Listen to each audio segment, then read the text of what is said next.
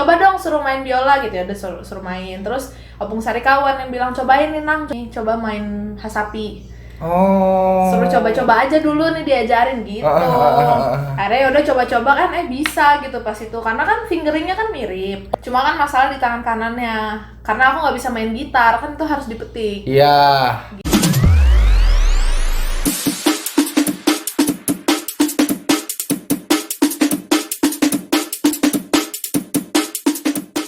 Effort kan.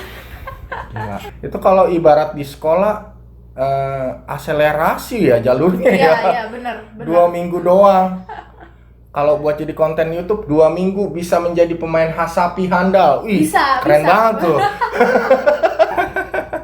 Terus setelah 2 minggu lu balik lagi, kelanjutannya gimana? Aku niatnya ya udah yang penting bisa aja hasapi, tapi aku pengen bikin konser. Oke. Aku pengen bikin konser musik Batak. Nah, nggak taunya saat itu aku bikin satu video main hasapi terus viral, heboh banget, kayak Apa heboh tuh? banget.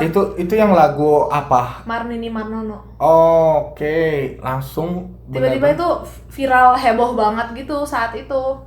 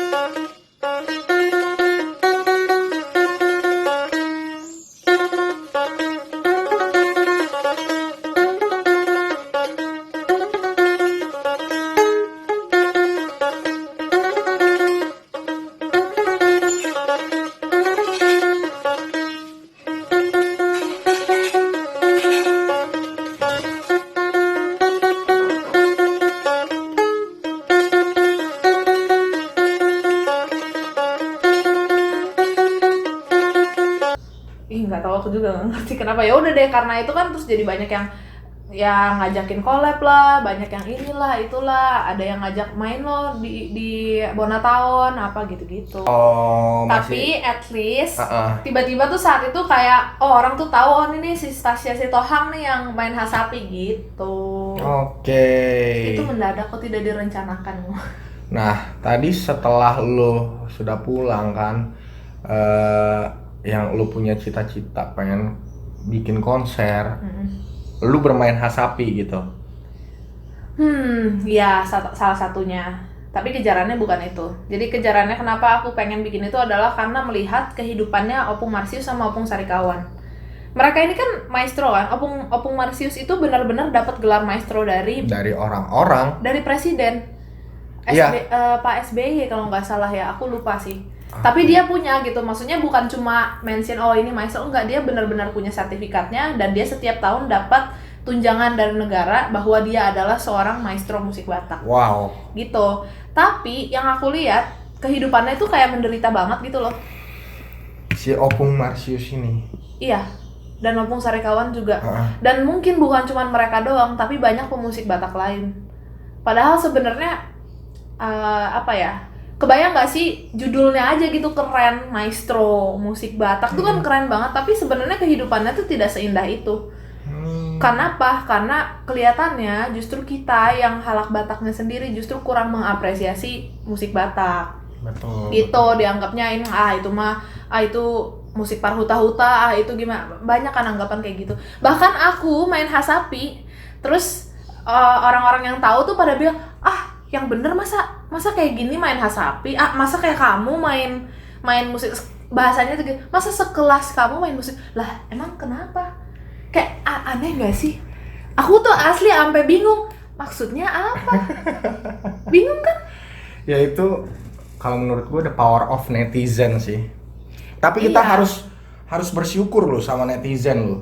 Karena netizen juga adalah bagian yang membuat kita menjadi dikenal orang loh. Iya. Kan diomongin siapa sih Stasia, jadi dikepoin kan Stasia Sitohang gitu di IG, di Google.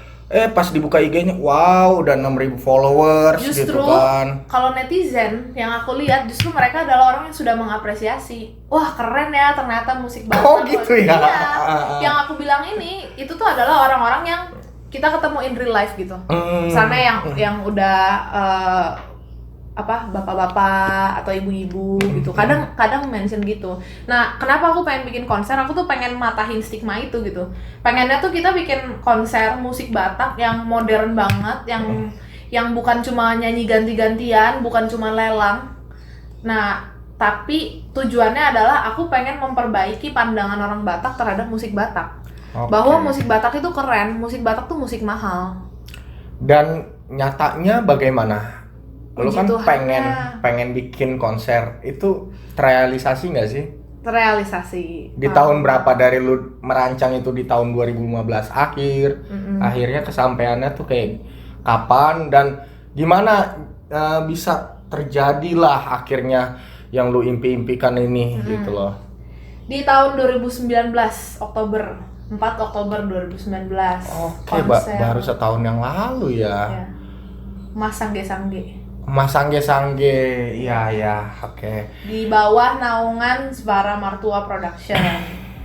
Gitu. Itu adalah perjuangan penuh berdarah-darah sampai akhirnya berhasil ya. Berdrama-drama, drakor gitu ya. Drama banget, gila itu drama banget. Dan itu sukses banget ya. Puji Tuhan ya. Tapi akhirnya gimana? Dari situasi konser itu apakah semuanya terisi full nggak? Full banget sampai yang gak kebagian tiket maksa datang. Itu hari Jumat loh ya, hari dimana crowded itu dibikin di Bandung. Di Bandung. Orang Jakarta mau ke Bandung itu hari Jumat udah pasti stres lah di jalan. Iya. Apalagi pembangunan tol itu masih baru-barunya banget loh. Masih. Yang biasanya ke Bandung cuma 2,5 jam itu bisa sampai 5 jam. Iya.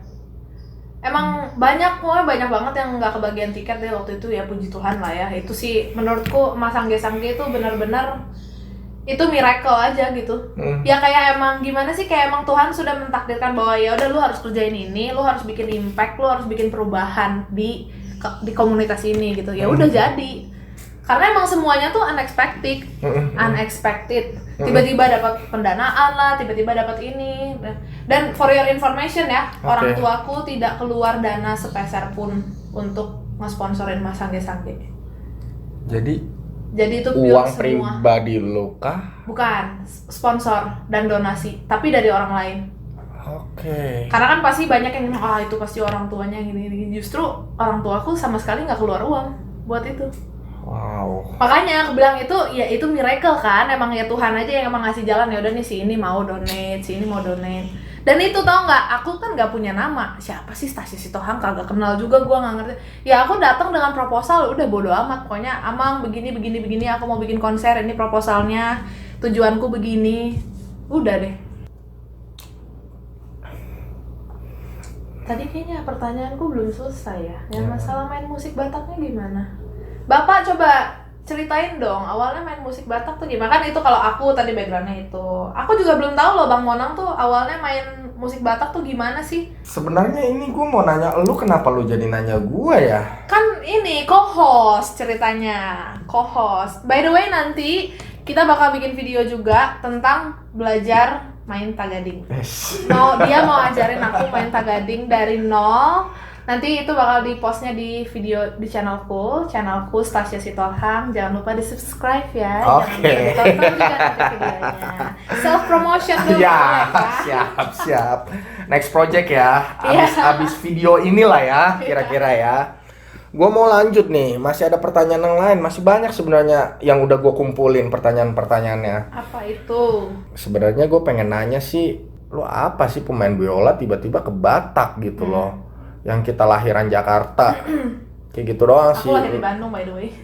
Ya kalau aku motivasi utamanya awalnya dari keluarga dulu, karena memang dari dulu di keluargaku dididik bahwa lu harus care sama budaya, terus lu harus ngerti at least ya kayak tadi partituran. Terus aku tahu aku Sitohang Uruk dari Palipi, terus Pinoparnya siapa gitu-gitu aku tuh diajarin dari kecil.